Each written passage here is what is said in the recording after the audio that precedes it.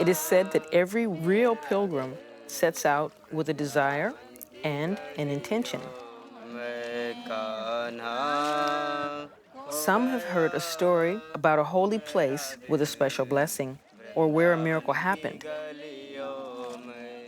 But to get there takes effort and special rituals and prayers, because the pilgrim's journey is conscious and always pointed towards the sacred. Welcome to Global Spirit. I'm Cindy Blackman Santana. And I'm Carlos Santana. After the ordeal, when the pilgrims finally arrive and connect with their destination, they're able to see, by changing their mindset, they're able to claim a new paradigm of existence for themselves and the new generation. So let's sit back and join our host, Phil Cousineau, for another Global Spirit program.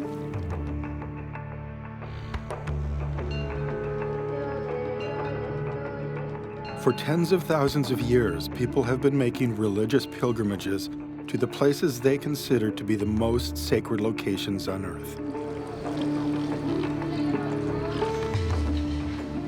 The ancient city of Kashi, now called Benares or Varanasi, is just such a place. Lying on the banks of the holy river Ganges, Varanasi is one of the holiest and most revered sites for Hindus, Buddhists, and Jains alike. For millennia, millions of Hindus have made their final pilgrimage to die here in Varanasi. Having one's ashes merged with the holy waters of the Ganges ensures a positive rebirth and freedom from samsara, or suffering. To Buddhists, the most important pilgrimage site is here in Bodh Gaya, in northeast India, where over 2,500 years ago, Siddhartha Gautama achieved a state of enlightenment and became the Buddha after sitting under the branches of this Bodhi tree for 49 days. Over 10,000 miles away on the other side of the earth, the Andean people of Peru walk for 85 miles on an arduous climb to reach this sacred place, nestled at the foot of a glacier, the shrine of Koyuriti, where the boy Jesus is said to have appeared to and danced with a local shepherd boy. Few religious rituals are as demanding or as important as a holy pilgrimage. People seeking everything from spiritual renewal to healing a sickness, to a better job, or even rebirth, spend great amounts of energy, fortune, and time to perform pilgrimage rituals. To explore the importance and the meanings surrounding this timeless phenomena, we have invited two very knowledgeable guests to discuss the topic and the experience of spiritual pilgrimage. Zoila Mendoza is a Peruvian anthropologist, author, and a fluent Quechua speaker who has studied, filmed, and participated several times in the Andean pilgrimage to Koyuriti, the Lord of the Shining Snows. Pico Iyer is a well-known spiritual traveler, a highly regarded essayist, and author of many journey-related books. Today, Zoila and Pico meet for the first time to explore one of our series' most fascinating topics. Welcome to Global Spirit's The Pilgrimage Experience. Welcome to Global Spirit. Zoila Mendoza, welcome Pico Iyer. It's marvelous to be here with two fellow pilgrims, two fellow travelers. I've been traveling since I left college 30-odd years ago. Many forms of travel, and one of my favorites and most profoundly moving to me has been pilgrimage.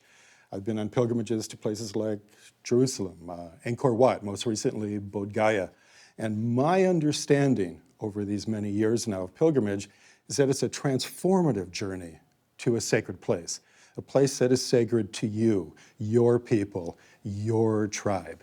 Can we begin there? What's your understanding of pilgrimage, and why do human beings feel this irrepressible impulse to go on these kinds of journeys?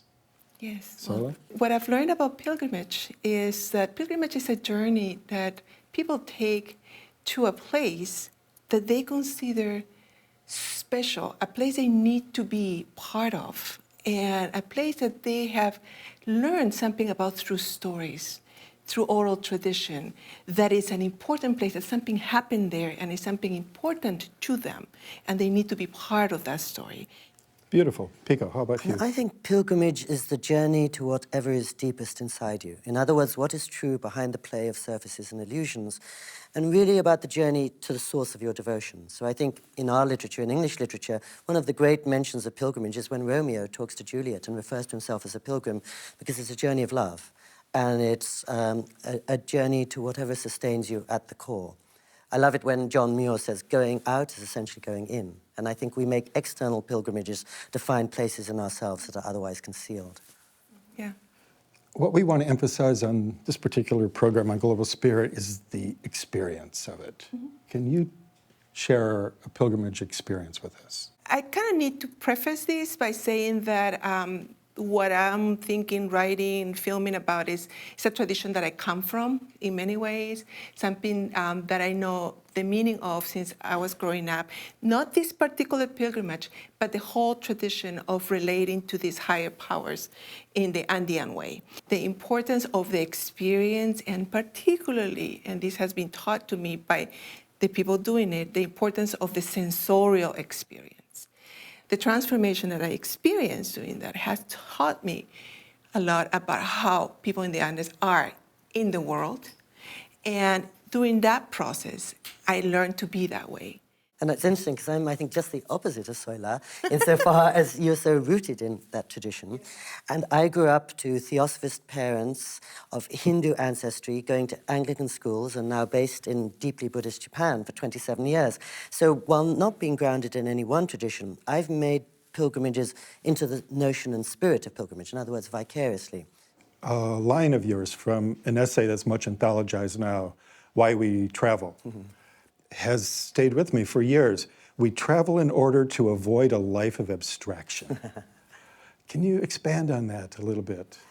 I travel to give the world a face and voice. And because abstraction is dangerous. As long as something is just a stereotype or an idea in our heads, we can be ruthless towards it. As soon as it's people similar to ourselves, we're finding the common ground and we're reaching out towards it. I recently went to North Korea, for example. Just before that, I went to Iran. And those countries, for so many of us, we know about their politics, their government, their economy, but we know very little about day-to-day life. So I suppose I travel in order to complicate the abstractions and explode the simplifications I would otherwise entertain. And ideally, the more you travel into a place, the less you know about it, and the more at least you learn about your own ignorance. So I travel not just to understand, but to see how local and provincial my understanding would be otherwise. I've girdled the globe, as they used to say, over the last many years, but somehow had never been to India. So the producer, Stephen Olson, and I recently traveled there. And I felt something similar, a charivari, a psychedelic riddle, as you describe it in your essay on Benares, that will take me a long time to tease out. But let's begin the teasing now by going to the first film clip of our 10-day journey around India.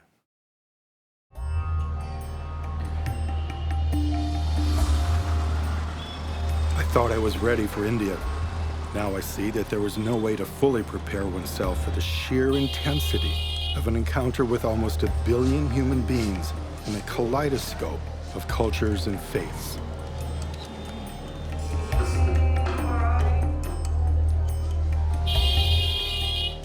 Such an overload of the senses on our very first day in Old Delhi could only be balanced by seeking out a place of calm.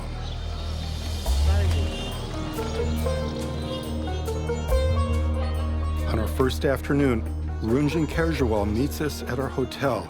Runjan is a talented painter and a practicing Hindu who is excited to make the pilgrimage with us to Benares for the first time as an adult.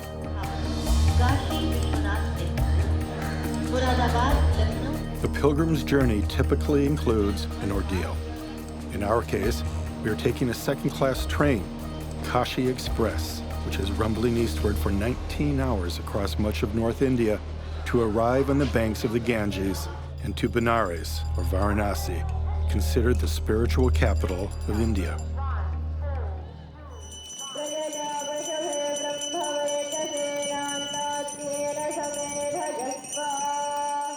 Founded in the 12th century BCE, this is the most holy place for Hindus to come to die, to be cremated, and to have their ashes scattered in the holy Ganges.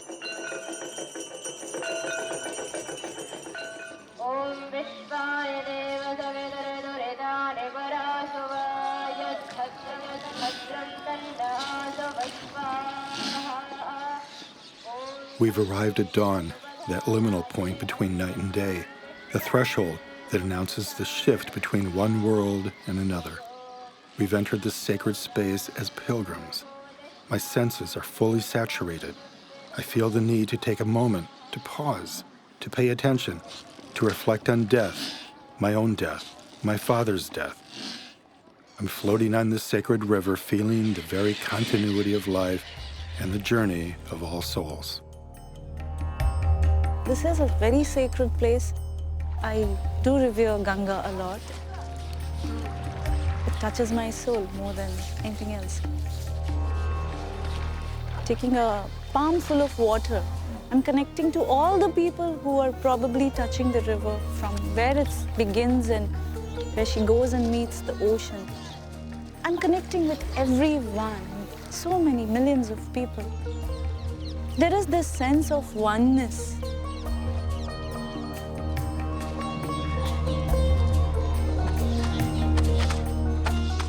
While the dobis beat dirt out of people's clothes, the Maharaja's palaces loom high above. Rich and poor, attractive and horrific, the circle of life. It's all here, all visible for the eyes to see.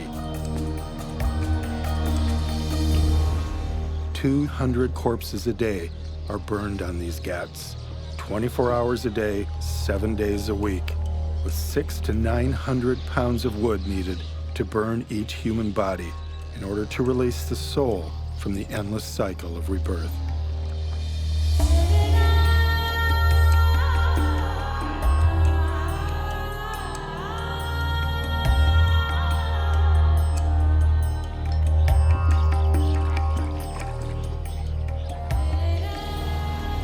All my ancestors being cremated here, or if not cremated, their ashes being submerged in the river. So I feel like touch a part of my own self here. Amongst all the charcoal and the ashes from the pyres flying off and getting onto my coat, it was almost like a surreal experience. I feel like I'm one of them being burned.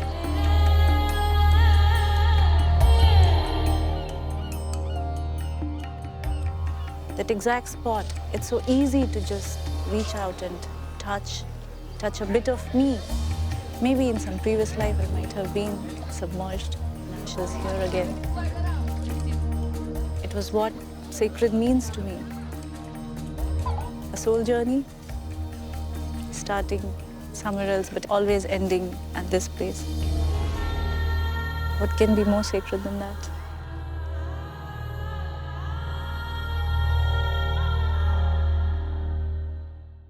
What's profound about a sacred site in a pilgrimage is that something happens. That great notion of Joseph Heller as well. Something happens at these sites. However, nothing will happen unless we're prepared, unless we travel with a sense of intention and deep attention, respect and reverence. Can we talk about preparation for a few moments? How do you prepare for a sacred journey? Well, I think the beauty of any pilgrimage is it brings us to a single-mindedness. We're so scattered these days. In the time that the viewers are watching this program, our human race will gather 12 times more information than exists in the whole Library of Congress. We're all multitasking, doing 1,000 things at once, all over the place. And pilgrimage gives us a focus. And as soon as we travel towards one destination, we're traveling into depth and paradox and ambiguity. So, for example, in that clip, we saw us traveling to Kashi, which means the city of light. Of course, the city of light is a city of darkness. And the city of death, which is what Varanasi is teeming with life, more life than you know what to do with. And some people call it the city of darkness and dread. But in whatever is going on, as soon as you go to Varanasi, you're sloughing off distractions of the world. And by undertaking a pilgrimage, you're spiritually preparing yourself to be as focused as possible, as you said, attention. As soon as you look really deeply at one thing, you find the whole universe within it. Yes. Zoila? Andean Quechua culture is an oral tradition. People don't read or write Quechua. Everything is learned deeply from the culture through the oral tradition. So a big preparation for those pilgrims is to be hearing the story about what happened in that site, the miracle they call it. The preparation is, for instance, you're a child, you're hearing about this place and the stories of what happened there, and you want to be part of that story, and you want to get to that place. That's a wonderful segue for the film clip that we'd like to show from your documentary film, Zoila, The Lord of the Shiny Snow. It's a beautiful film clip. It's quite kaleidoscopic in its own way.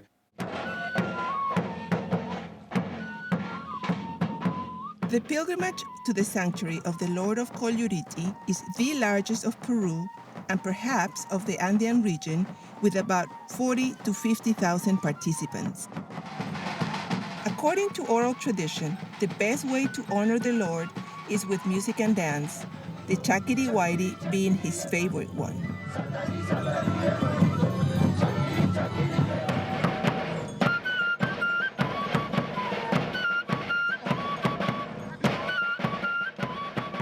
The Chakiri Wairi music announces the beginning of the pilgrimage.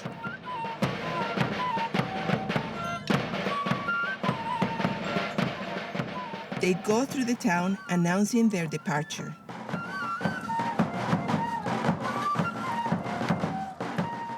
The main church of the town is Catholic, and a stop there is a must before leaving and upon returning.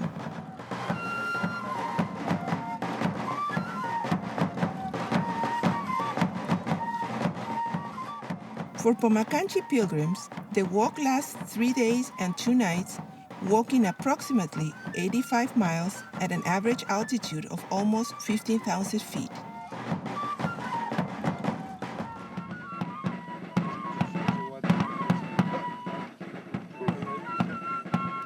Each sunrise and sunset, during the walk or at the sanctuary, the pilgrim salutes the sun with the alaguaro.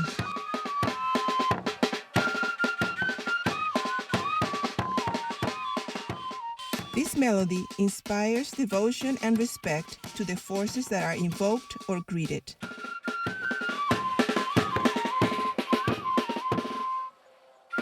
The pilgrims carry the stones on their backs from the bottom of the last steep climb to the apachetas, representing their faults or sins. By unloading the stones at the apachetas, pilgrims leave behind their faults or sins, getting closer to the pampachay, or forgiveness, that they seek.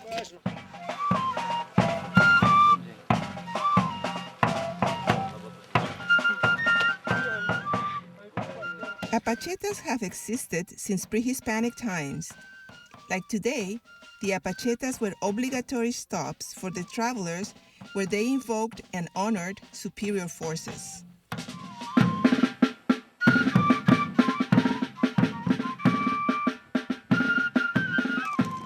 Here, besides unloading the stones, a ritual would take place where the new members will be initiated or baptized, and where the pilgrims will pursue the pampachay.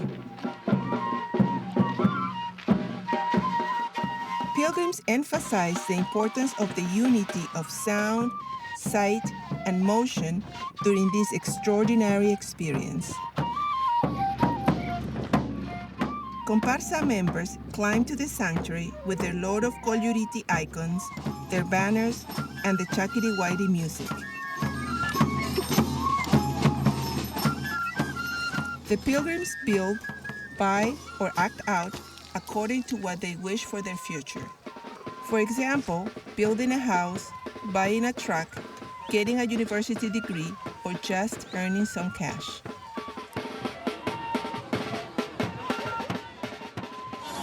The central point of veneration in the sanctuary is the image of the Christ on a rock that is known as the Señor de Coyuriti, or Lord of the Shiny Snow. All the comparsas and other visitors enter the church to salute this miraculous Christ. According to tradition, in this place, an alpaca shepherd boy, Marianito Maita, met with the boy Jesus. Together, they dance the Chakiri Wairi, and that made Marianito's herd increase greatly. That is why the Chakiri Wairi, in all its different versions, is the musical theme of the pilgrimage.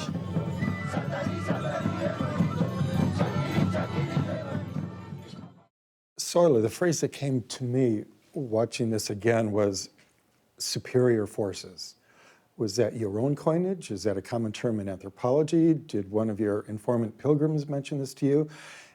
And what are they referring to? Is it God or the gods? The land? Is that the superior force? The ancestors? Yes.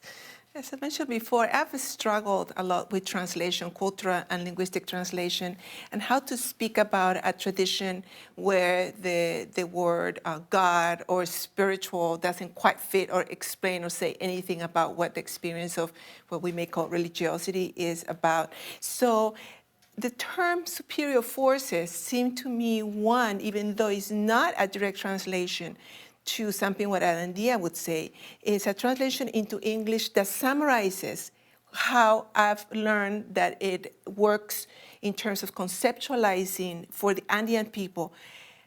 Those forces, again, force, it's to me something that encompasses something more clear than a God or a superior even being. Because force, because it's so related to power of the mountains, power of the rain, the earth, the rivers. It's just a force. It's actually a physical force that you feel, earthquake and so on. So forces. And superior in the sense that there is a feeling.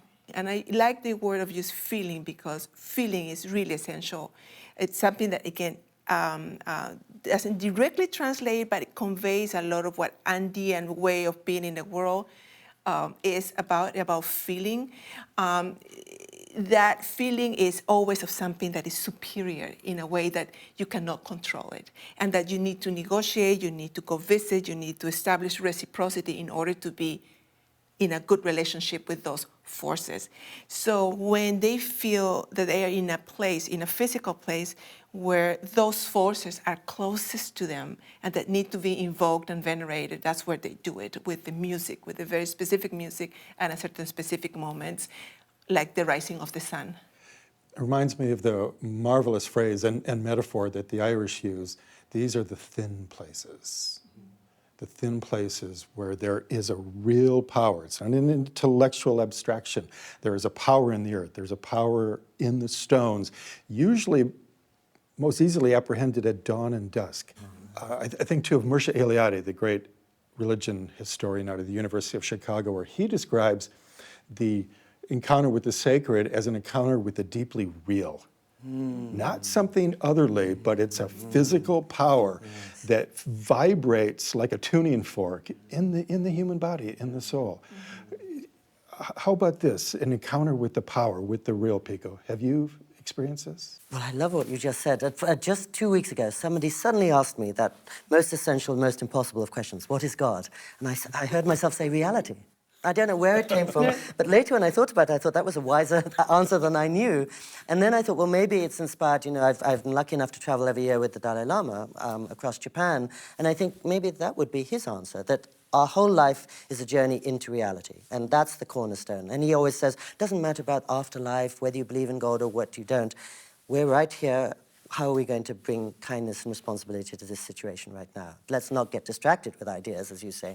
So yes, I think certain places, like certain people, strike us as an intenser distillation of reality, and we feel that they're quivering with life. And I loved what you said about the twilight spaces, where the gods are surrounding us as much as other humans are. And I think even of places like Bali, which I know you know, which can be disconcerting because you feel as if you walked into this realm of angels and devils, and it's all taking place in a language you can't understand as a foreigner. So you're at sea, and you don't know what's going on, but you can feel it's a very charged, saturated air. And many places like that around the world. Haiti is another, I think.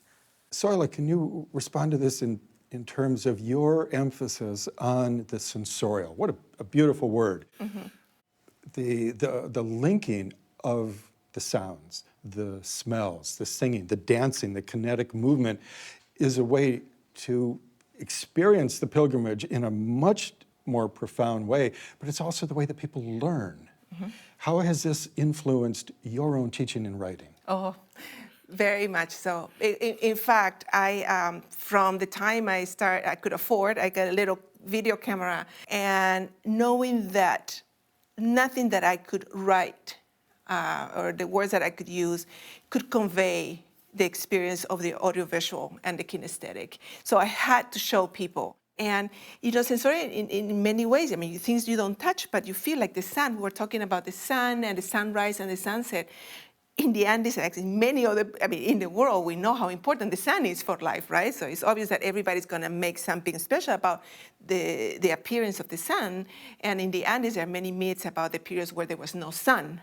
And things, and people lived in darkness, and I think that comes from many other cultures as well.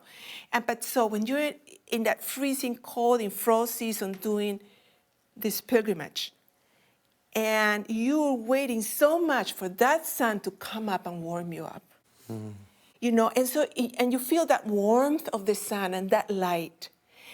It's just so physical.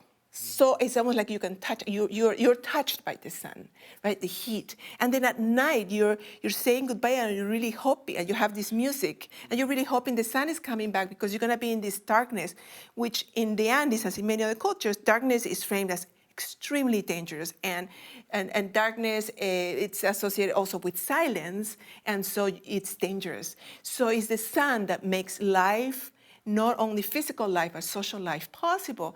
So that's why it becomes really important during the pilgrimage, being out there. And I love that notion of reality, because I think many of us feel there is a reality behind our daily life or hidden within it. And that's really where we belong. And I think when we're making a pilgrimage, what we're trying to do sometimes is step out of the realm of time into the realm of eternity, you could say, out of chronos into kairos, as the ancient Greeks that you know so well used to tell us. And I remember very vividly, I spent a lot of time in a monastery here on the Californian coastline. I remember the first time I drove up there, and I stepped into this little room, very simple, but it had everything I needed. And the silence wasn't an absence of noise, it was a presence of something, as is the case in many a monastic institution. And suddenly it was as if the lens cap had come off, and everything was coming to me with a new intensity. And a blue jay would alight on a fence, and I'd watch fascinated, or bells would sound, I'd feel they were sounding inside me. And I suddenly thought, this is the real life, and what I'm doing the rest of the time is a charade. And this is exactly where I want to root myself. This is what will sustain me when I face suffering, old age, and death. This is where I want to be anchored, not in my resume or my bank account or whatever. And I think that's partly what, of course, what any spiritual life involves, but especially what pilgrimage is, which is it's grounding you in something outside the world of change. And you can call it God, you can call it reality, but one way or another, and that's going to support you in your darker moments, difficult moments. I like thinking of the sacred as something that is worthy of our reverence and our respect. Something that lifts the heart, takes the breath away. How can pilgrimage give us a stronger sense of the sacred? Because pilgrimage is a process, and a process it's aiming to get somewhere that is special, or something that is special, a space or a place or a thing that is special. And the sacred is that, in a very widely defined, is that source of life, of the meaning of the world. So I think the process of pilgrimage gets us closer to that experience. But it's the idea of the process. There is a beginning and there is the end. And the end is where you get to feel or to touch or to be in a place that you think is the sacred. Yeah, I would say it's a journey towards the sacred that sends you back a different person. And once you come back from that sacredness, something has turned inside you. An Islamic pilgrim wears that name, Haji, as soon as he or she has completed the Hajj. And as you said, I think we all know that we travel not to move around, but to be moved. And we travel to Jerusalem or Lhasa, not just to see Jerusalem or Lhasa, but to visit those states of mind and intimations, longings, moods inside ourselves that we sleepwalk past in our usual lives. And once we've been to Jerusalem or Lhasa, the idea is that the candle will still keep flickering inside us, even when we're back in the office and in our day-to-day routines. A word we haven't mentioned, but is almost synonymous with this discussion, is origins. pilgrimages are almost without exception a journey back to a place where something sacred began. Does that make sense to either of you? Yes, very much so. The interesting case about Kolyuriti, and I keep going to the specifics, is that it is a place that reminds you of the history of the people, where Christianity has blended with previous Andean beliefs and practices in such a powerful way that is what they are now. So you cannot separate here Christianity and so-called pagan or Andean beliefs. It's all in ones. And this is where it happened. The baby or the boy Jesus meets with the shepherd, who's speaking, a Quechua-speaking indigenous person, and they meet, and the miracle happens, and they become one. So it happens there. But it is the encounter of these two traditions, of these two powers, of the white Christian image and the indigenous, that happens there. So that's where people go to remind themselves that that's them today, and that's gonna always be there because that's who they are. And they go back to that source of being, to the place where it happened. And we're walking with our ancestors. I think when you take the Camino to Santiago de Compostela, part of what you're doing is walking with strangers met along the way, but part of what you're doing is walking with every pilgrim for the last 700 years. And you occupy a different place in history. And you feel as if you're back with your ancestors' ancestors' ancestors. And I think it's beautiful to go to a place of pilgrimage because of the other people you meet there. Often, I'm sure it's the case in Peru. But I remember once I was in Jerusalem and I was staying in a little hostel in the old city and I was having breakfast. And I asked the couple next to me, where do you come from? And they said, oh, a little town called Paso Robles. You won't have heard of it. It's just up the street from my mother's house in California. So I said, gosh, how did you get here? Meaning, did you take United or Lufthansa? They said, oh, we walked.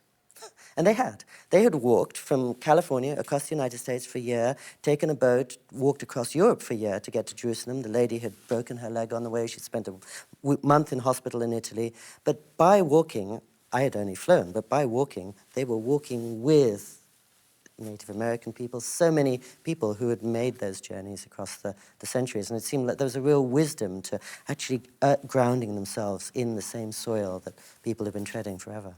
I love the etymology of the word pilgrim. It goes back to per agram, which means to walk through the fields. It's right there embedded in the language that we have to get off the bus once in a while. Get off the train and actually put the soles of our feet to the sole of the earth, so to speak. Is this, dare we say the word, a more authentic way to get in contact with the sacred? By slowing down, taking a breath, maybe counting our breaths in the Buddhist or Hindu tradition, and walking to a sacred place.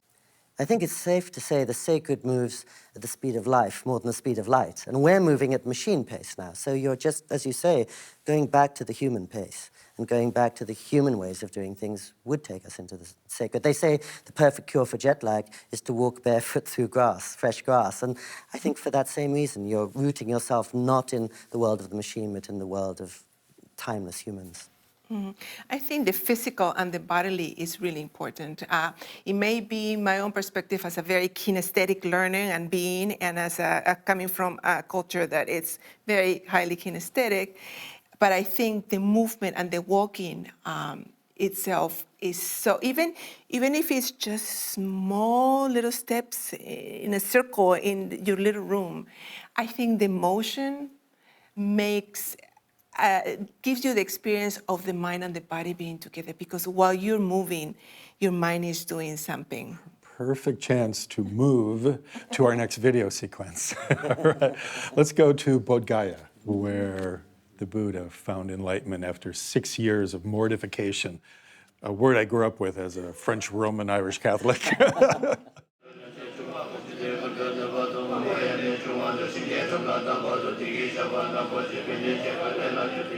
Coming out of a faith-based Abrahamic tradition, I've always been intrigued by Buddhism, a religion not based on a god, but on the achievement of a human being. Pilgrims here in Bodh Gaya circumambulate the Mahabodhi temple. It's a bit like the winding of a watch. It's the preparation for a deep spiritual experience. I've come all this way to actually experience something, and I'm open to it, open to understand what draws people here. I feel deeply inspired. Something extraordinary happened right here 2,500 years ago, which helped shape the world. After sitting right here for 7 weeks, Siddhartha woke up and encouraged the rest of us to also wake up. You practice Vipassana meditation, which means you can meditate at home, you can meditate anywhere, but you choose to come here, to Bodh Gaya. Why here? I come here and I feel that this place and maybe the vibrations here helps me in progression of my meditation. Because if you know Vipassana, then there are many levels. I mean, if you concentrate, then you have to make your mind more equanimous. So it helps. People are chanting here, and many people are meditating here. Then it makes the vibrations of this place more pure, and it also helps other people who come here as a beginner to meditate.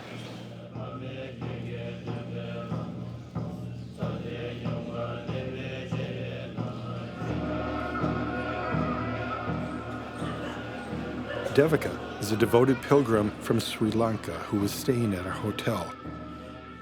She comes with her aging mother. Like many pilgrims, this mother and daughter hope to get more fully in touch with themselves through the power and the beauty of this sacred place. 20 years ago, my mother did her last pilgrimage. She was waiting for an opportunity to get to Bodh Gaya and worship the place of enlightenment of the Lord Buddha before her demise. Pilgrimage of this sort helps you a lot, and I'm very confident about the place.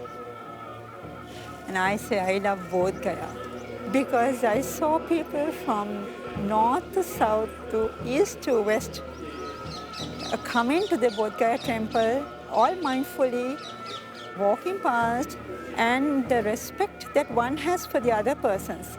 Walking to the temple very mindfully because they want to keep to the guidance that the Lord Buddha said for us to tread. Our minds were just one with the qualities of the Buddha.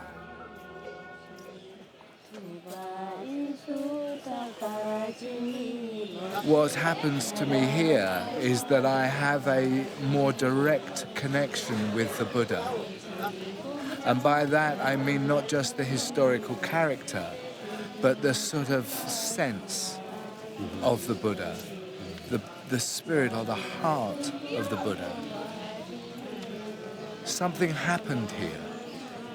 And in a way, my life really is now a process of trying to understand what that was. And when I sit here at the Vajrasana, in the very place where this happened, I can't explain it to you rationally, but I can tell you that I have a closer, more heartfelt sense of what that thing was. That we give names to like nirvana or enlightenment, but actually is beyond words and beyond concepts. My experience is nowhere like here in any spiritual context. This is a unique place.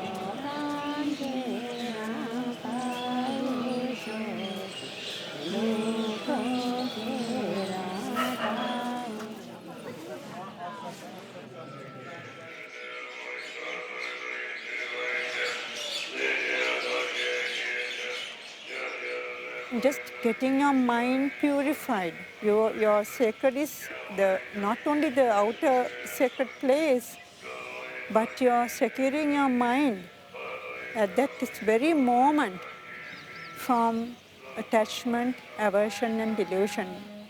And your mind itself becomes so sacred at that time.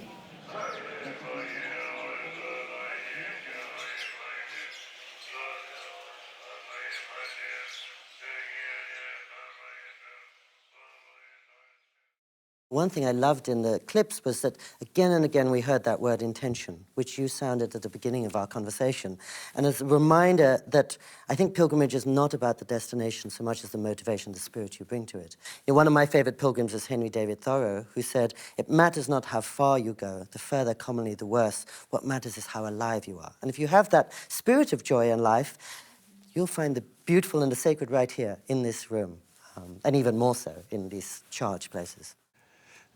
I love what's emerging here, that so often we're citing other people who have gone before us. This is making a three-way talk a kind of choral movement. Yes. And I often think about this when I'm leading groups.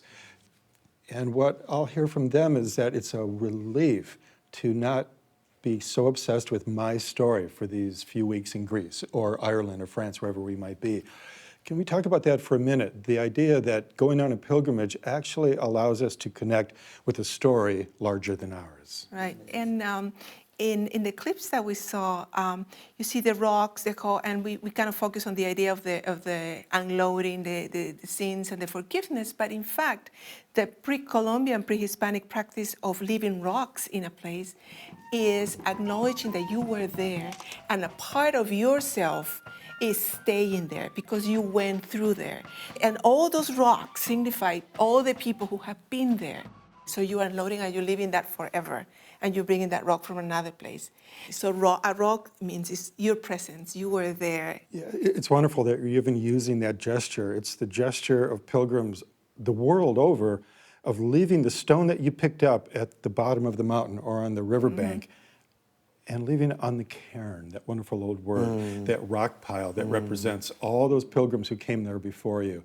And it also represents, in my reading of it, something else, that as His Holiness the Dalai Lama has said several times, one of the beauties of pilgrimage is that it allows you, a human being, to feel the pleasure of overcoming an ordeal, rather than avoiding it. The ordeal is essential to the actual pilgrimage. Yes. The ordeal can be pain. Yes. It means there is some sacrifice. Yes. There's fear, perhaps, to overcome. Can you talk about that? Yes, I loved when you talked about mortification before, because that brings us right into it. The people who walk the road to Santiago de Compostela come away with blisters. They end up in hospital for a couple of days. None of them regrets it. Light makes no sense without darkness. Jesus went into the wilderness. Buddha faced the demons while he was sitting under the bo tree. You know, all the great heroes who've inspired the human race have to engage with the darkness in the world before they can come out. Is there a relationship between this amount of danger and fear that has to be overcome and the transformation of the pilgrim? All of us know in our daily lives you have to walk right into our fear to come through it. Running away from it never solves the problem whatsoever. And you mentioned His Holiness the Dalai Lama, and I'm often struck that when I travel with him, sometimes a heckler will suddenly arrive and start shouting at him. And my impulse would be to run away or to get the bodyguards to remove that person. But his impulse is always to encounter that, because nothing is gained by avoiding the problem. And when you encounter it, it diffuses it, and suddenly you find the common ground and you step through your fear into, as you said. I mean, I love the prefix trans, whether it's transcendental transformation, all of it is about moving beyond, out of our limitations. And I would say more than fear, though, is the uncertainty, because there is a feeling of uncertainty that can you actually do it? Is it actually going to be as amazing as people say? So when you've done it and when you've reached the place, the sense of transformation has to do with, yes, I've done it and I've felt this anxiety, this uncertainty, whether this is an important thing, and it is. And the confirmation that it was a worthy experience is what affects the transformation in them. Well, let's make a segue to the next film clip. This is the sequence at Allahabad on the Ganges, the site of the Kumbh Mela. Held every 12 years, upwards of 100 million people gather on the banks of the Ganges to take their ritual dip in the convergence of the three holy rivers. Let's look at this video sequence. We're doing a pilgrimage to Allahabad, which is a very surprising twist. And I consider this a blessing because we have an Indian family with us. And so to do it with other fellow Indians and in a very warm and joyous environment, just be able to relax and feel the pilgrimage and take a dip in the holy river.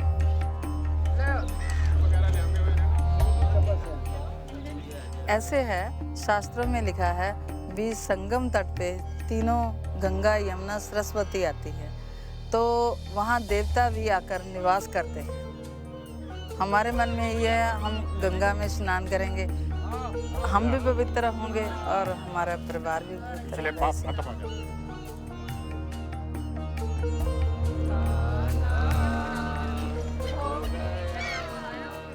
तो बहू मेरी यहाँ इसलिए है कि लड़का मेरा बाहर है, तो ये अकेली है, इसको अकेला घर पे छोड़ना, और ये नई नई आई है। कैसा जादू भरा मन का टुकड़ा है, हम इसको कैसे छोड़ सकते हैं? भैया फिर भी ज़्यादा दे दिया, मैं तो enjoy. Taking a bath in the Ganges is supposed to purify one's soul. She's a goddess, and I'm trying to touch a part of her, and we all are gonna go in there one day and be a part of her. My life, my family life is safe life. My family culture is good culture. What? My family life is good culture. Ganga request here. Ganga, our family is safe in Ganga. Okay, this side, no? Sit down. Go.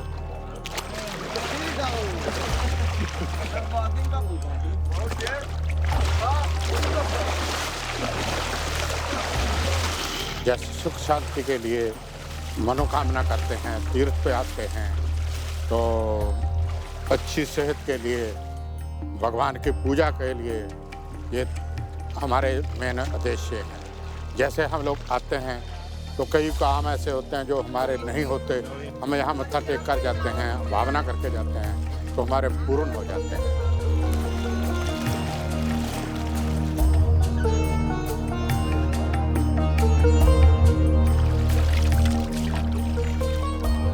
Ganga, for me, is the holiest river in the world, because to me she is the only goddess that I see right in front of me. She is the only living goddess.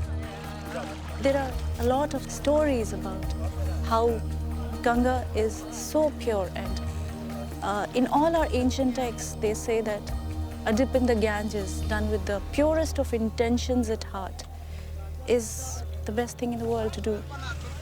I'm blessed, purified, ready to begin anew.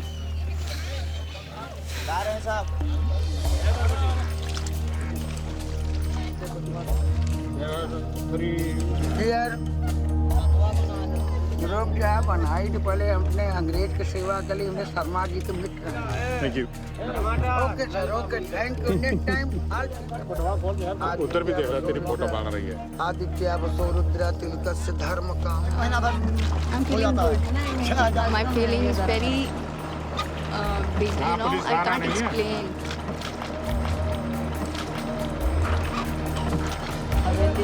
Many words in my heart, but I can't speak.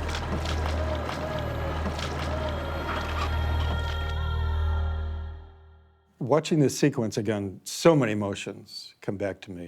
It's emotional, spiritual, physical. I can feel the Ganges around me. Part of what was happening to me for my ritual dip in the Ganges here, in the first photograph, you can say I've just arrived in Delhi and I'm full of myself, as my dad used to say. I'm in my body. I'm proud to have traversed halfway around the world to be in this ancient city. And then you cut to the second photograph, and I'm outside of my body. That's actually the very definition of the word ecstasy.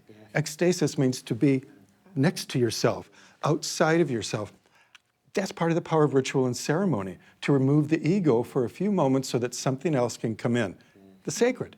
This was beautiful. It was unexpected, and it helped take me out of myself so something could actually happen.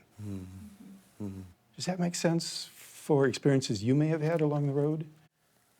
Yes, and it's interesting, there's this sense of washing clean, whether it's in Peru or India, in most parts of the world, this baptismal quality, so as to be reborn into your better self, probably is the notion. Or as you say, you slough off the self, you slough off Phil, and you become something more mysterious and ageless and intriguing. I was so nicely struck by this clip and the early one about the notion of the power and the sacredness of the river, because that is so Andean. And it also relates to life and death. The meeting of rivers is a powerful place. It's a place where special things happen and here is the two actual and the mythical river meeting in one place. So the whole idea is so Andean. So water as a connection to the other world and as a powerful place to be, and where transformations can happen. It cannot happen unless there is this convergence. And that brings up an interesting question for me.